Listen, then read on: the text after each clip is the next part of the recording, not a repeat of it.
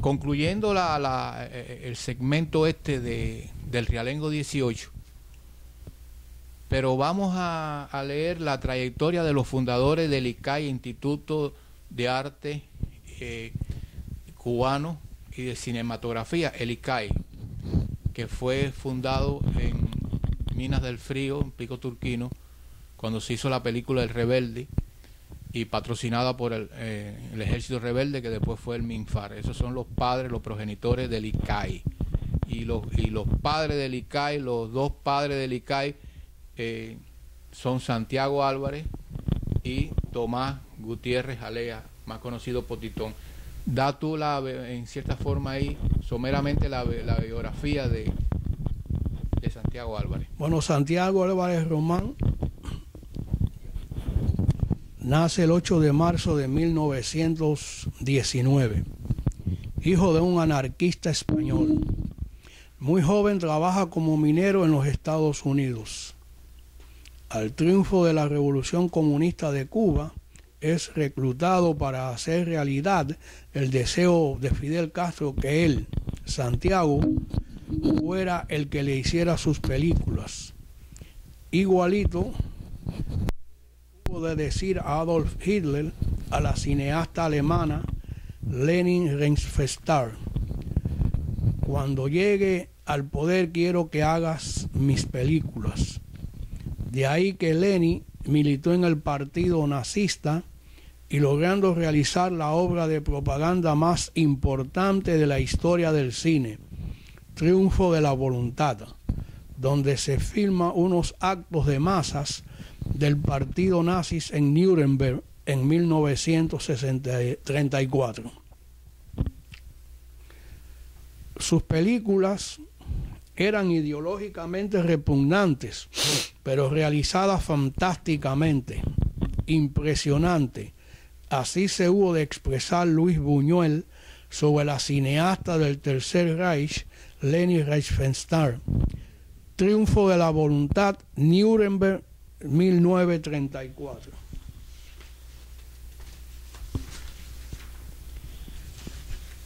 Mi estilo es el odio al imperialismo, grita Santiago Álvarez Román.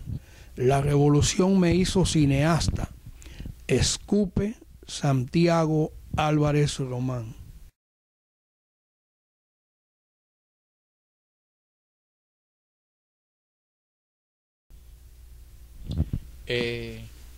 Otro de los padres del ICAI es Tomás Gutiérrez Alea, más conocido por Titón, muy reverenciado por los círculos intelectuales de esa época, y que los descendientes de aquellos todavía lo siguen poniendo como una gran cosa. Titón, un gran cineasta, un gran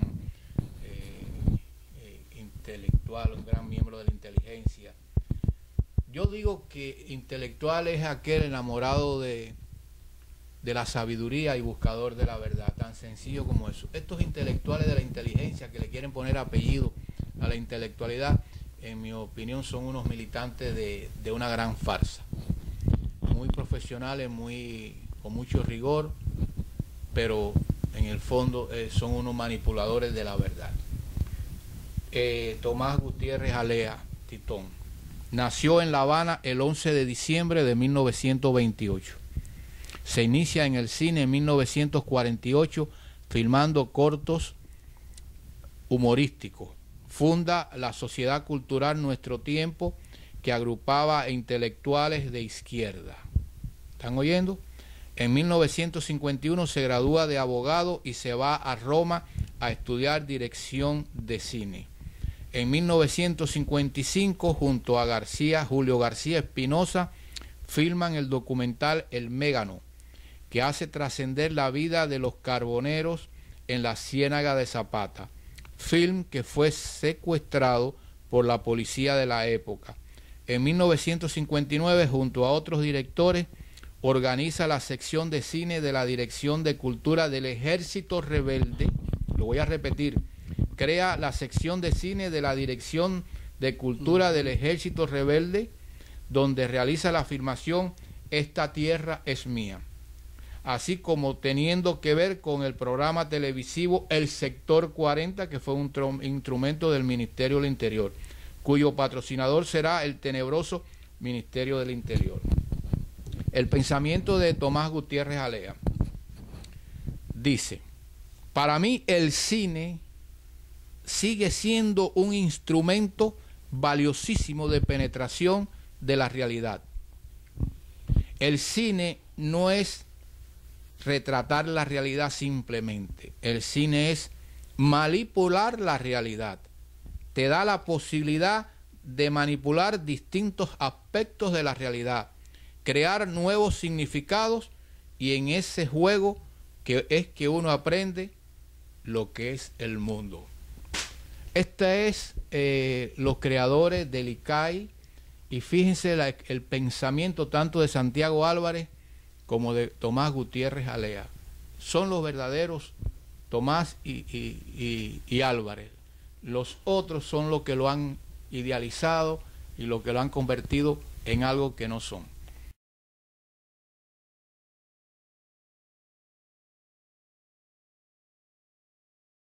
Yo quiero regresar a Realengo 18. Hay una parte ahí, igual que se ponían a los marines, a los estos muchachos que conocimos, como marines en la zona de tolerancia, cuando tuvieron el tiroteo, se metieron dentro de las habitaciones de las prostitutas, como unos cobardes.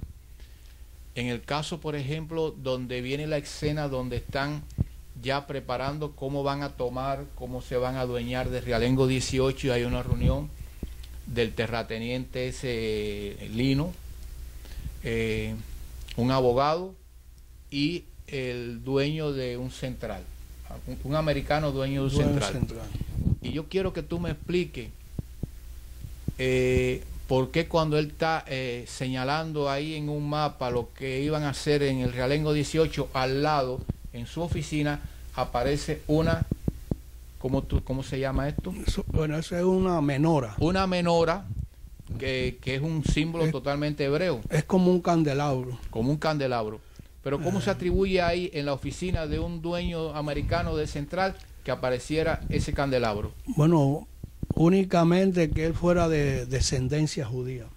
Entonces había muchos, igual que Julio Lobo, había muchos propietarios de centrales que pudieran ser de ascendencia judía. Puede ser. En Cuba y en el mismo Guantánamo había una buena comunidad judía. Es decir, en Cuba había una buena comunidad judía antes del triunfo del señor Fidel.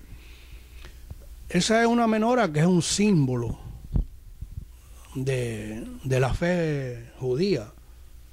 Para ellos tiene un profundo significado, porque es el triunfo de ellos, es la reinstalación del altar de ellos, que había sido cuando los asirios, esto ocurre como entre el 164, 146, no me acuerdo bien la fecha ahora, antes de Cristo. El pueblo judío es atacado por los asirios. El pueblo judío le opone oposición a esa ocupación asiria. Y los asirios, para humillar a los judíos, le destruyen los templos, le destruyen el altar, le echan... Creo que le echan hasta sangre de cerdo, porque tú sabes que el cerdo para el judío es mala palabra. Es mala palabra. Pero los hermanos macabeos, Judas, Matatías y los hermanos logran imponerse a ellos, y había una menora que supuestamente tenía aceite como para 7 días, pero duró más de lo que se suponía que debía de durar el aceite en las menoras, y entonces ellos le llaman a eso como el día de la luz, y ellos reinstalan su templo. Eso es un símbolo completamente judío. Pero ahora yo pregunto, ¿acaso, porque hay mucha, en la película siempre se manipula un poco la realidad, ¿no? ¿Tú entiendes? Entonces, a lo mejor el director, ¿cómo es? Eduardo Manet. O alguien quiso poner ese candelabro ahí por alguna razón propagandística. Vaya, la verdad que yo invito a todo el que está viendo este programa de Academos que vayan, que ahora yo voy a dejar abajo el video total de Realengo 18 para que saquemos alguna conclusión de todo este engranaje que generó Realengo 18 con una serie de mensajes subliminales que tiene que haber estado en la mente o del comisario político que siempre estaba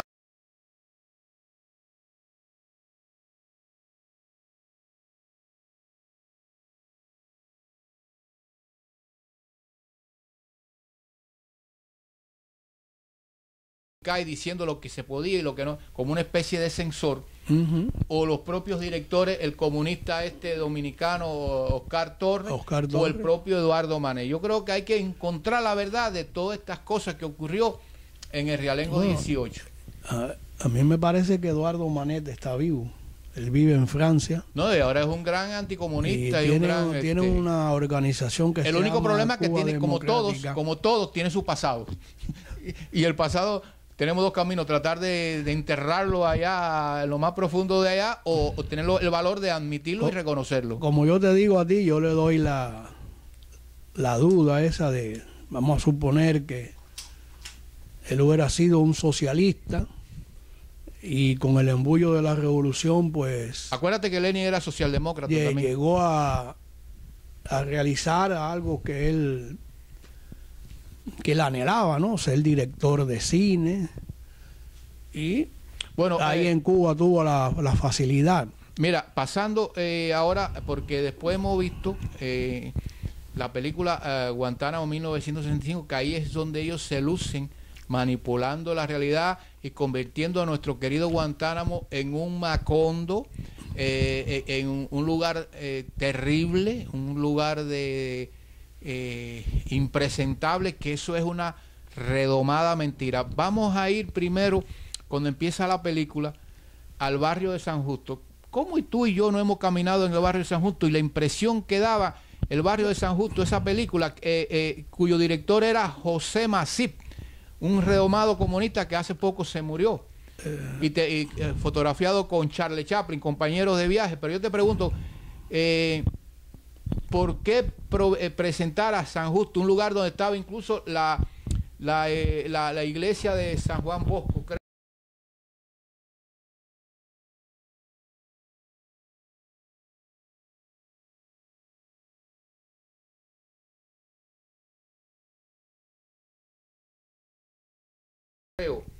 ¿No? Era una iglesia que estaba al subir ahí la lomita de San Justo, que sí, estaba en construcción. Por ahí había una iglesia. Habían grandes residencias de médicos, de abogados.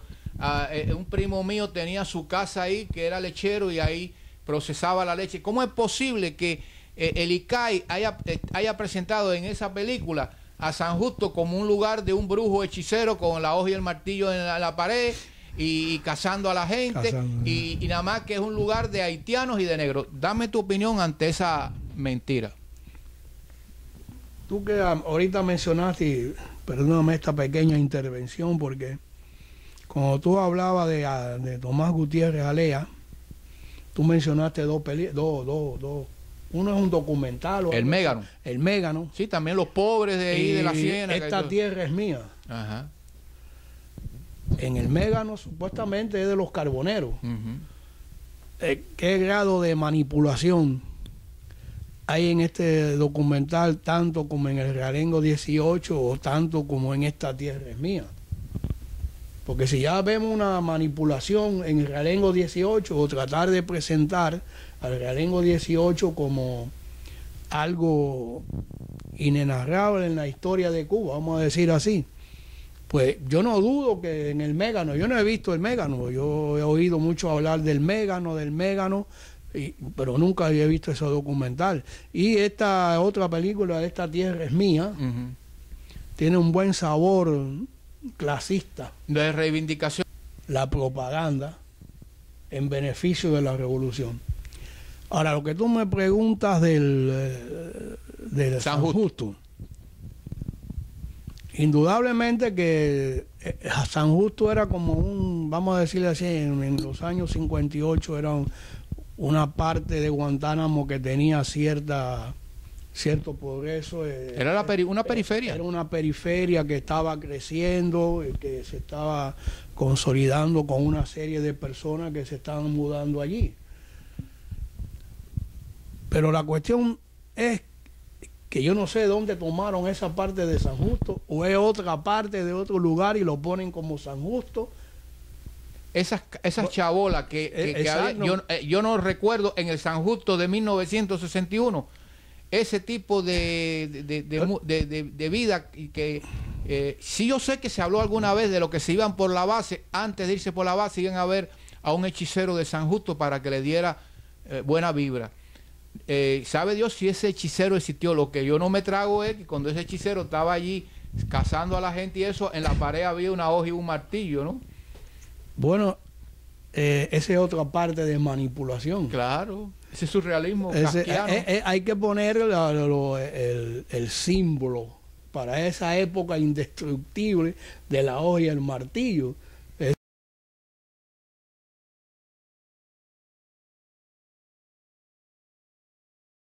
decir, había la supremacía de la revolución proletaria y han presentado al brujero el hechicero, como tú dices, el hechicero, y a lo mejor existió de verdad, como tú dices. No se hablaba, pero a lo mejor porque en Guantánamo había bastante pero la desgracia que es de propagación de esta la creencia, desgracia, ¿no? de estas dos películas es que el verdadero Guantánamo, con sus luces y sus sombras, ellos nada más que presentan la sombra. Por tanto, estamos ante un adefesio propagandístico malintencionado, con mucho rigor fílmico, con muchos recursos, pero muy malintencionado. Pero fíjate, a ellos se les va un gazapo, que es cuando ellos presentan una vista aérea de Guantánamo.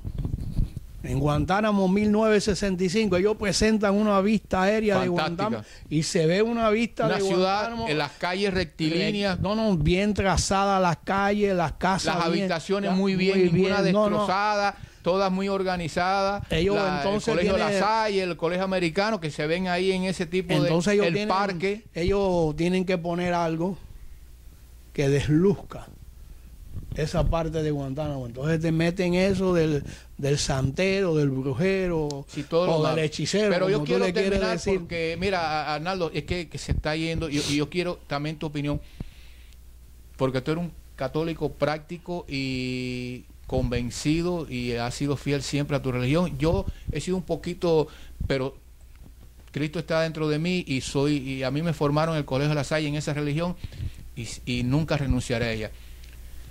¿Cómo tú interpretas en esa película de José Masip el momento que empieza una reunión de fin de semana?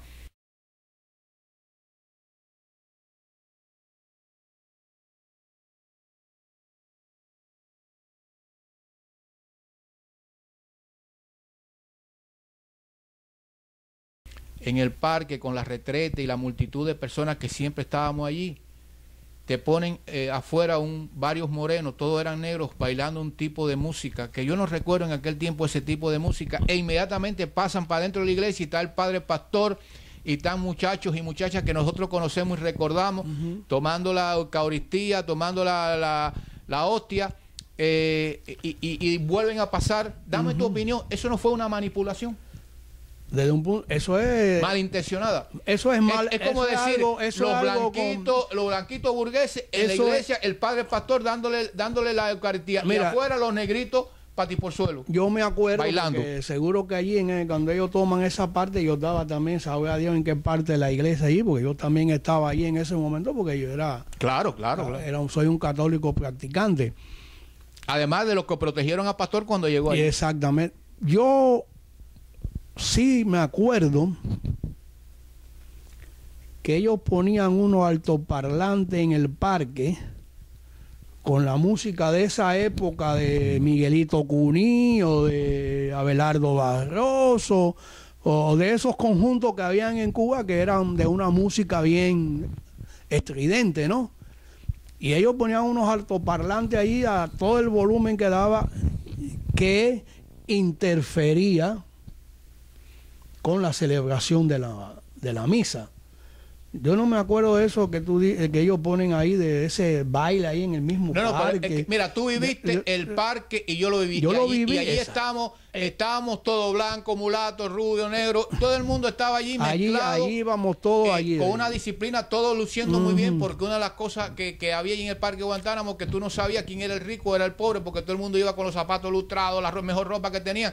Entonces, la maldad de ellos es buscar el contraste, que los negros están afuera de la iglesia bailando esa música exótica y dentro están los blanquitos burgueses asistiendo a la misa, y eso es monstruoso porque eso no fue así. Es más, yo te voy a decir, echando mi memoria hacia atrás, yo me acuerdo de un viejo de apellido Hurtado, que él siempre con otros amigos se sentaba en el mismo lugar. Tal parece que esos viejos habían como comprado ese banco. No, y los reclinatorios que ya pertenecían a la... ¿Te acuerdas? Que eso es mío, este es mía. Yo digo en la rotonda del parque. En la rotonda del parque. Sí.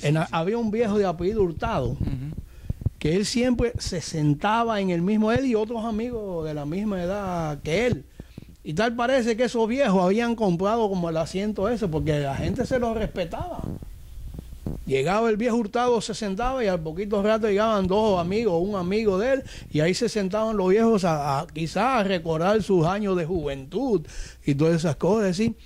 En esa época la vida en Guantánamo y como todo el pueblo de Cuba, lo que pasa es que desafortunadamente hay una serie de intelectuales nuevos que no conocen cómo eran la vida. Ellos fueron forasteros. Esa Cuba precastrista. Y ellos ponen, por ejemplo, a Andrés de Vil, que era el chulo más famoso, que parecía a Frank Sinatra. Sí, él sí era. Y que tenía un trabajo en el cementerio. Yo no sé si es el verdadero Andrés de Vil o es un extra.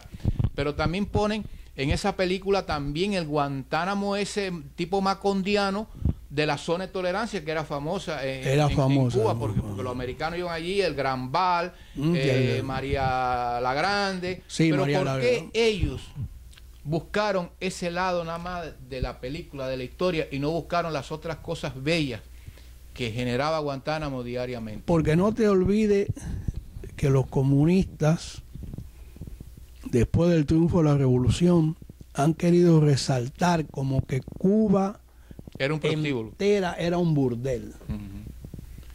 Ellos han querido como desacreditar la época precastrista, republicana, queriendo presentar a Cuba como lo más inmoral, como lo más corrupto, propiedad de los americanos, el juego dominado por los americanos, la zona de tolerancia de Guantánamo, la zona que no era solamente en Guantánamo. Eso existía en todos los lugares. En todos los lugares. Eso no es algo exclusivo de Guantánamo. Mira, yo que tú me invitaste para esto y algunas veces es como penoso tener que rebuscar en la mente de uno la época en que uno vivió precastrista, de los intelectuales de ahora. Y sin embargo, a uno que le gusta rebuscar en la historia, uno ve la diferencia que hay entre los intelectuales del siglo XIX y los intelectuales del siglo XX. Porque no es solamente ya los intelectuales, estos que tú y yo estamos hablando, que han hecho la inteligencia famosa. La inteligencia y ¿no? Hay una inteligencia también precastrista. Y global de todo el que tiempo. Contribuyó mucho. Sí. Moldear esa mentalidad. A la ignorancia. Es decir, que el pueblo cubano no conociera en realidad lo que era el sistema que estaba amenazando. Pero mira, y se está acabando esto. Yo quiero que también compartir esto. Es una lástima que... es insultante y yo no le acepto a José Macit, ni a Licay, ni a Gutiérrez y eso. La juventud allí, en el vínculo tan estrecho entre los americanos y los guantanameros, que los fines de semana muchas muchachas iban al club que había allá en la base a bailar y a contemporizar y eso. Y ahí en la película ponen que un sindicato y el miembro de una organización le hicieron un piquete tipo Saavedra, mi querido amigo, y que yo quiero dar, le hicieron un piquete a la muchacha cuando se bajaban del ómnibus, como si fueran lo peor del mundo. Sí, eso es monstruoso, porque eso no era cierto de que tratar a esas muchachas guantanameras, hijas de buena familia, como si fueran prostitutas. Eso lo hicieron los directores del ICAI. Te vuelvo a repetir, Manolo. Es desacreditar a las personas que no son de ellos. Y es la forma de desacreditar a la sociedad guantanamera, de que esas mujeres se iban a prostituir. Iban a fiesta en la base naval. Las ferias que se daban. Yo estuve a punto de los intercambios deportivos. Yo estuve a punto de visitar la base naval. Los hermanos de la Salle iban todos los fines de semana a dar catecismo allá. Es decir, que había muchas. Cuando había un incendio, los americanos venían a apagárnoslo allá. ¿Qué es lo que está pasando? Yo estuve a punto de visitar la base naval de Guantánamo. Lo que pasa es que en eso llegó el energúmeno y se paró la cosa. Pero a todos nos gustaba conocer las instalaciones de la base naval de Guantánamo, porque era algo atractivo para uno. Pero lo que yo te decía a ti de los intelectuales estos del siglo XX, sin embargo, si tú ves los intelectuales cubanos del siglo XIX, casi la mayor parte de ellos contribuyeron al desarrollo de lo que se llama el criollismo al cubanismo.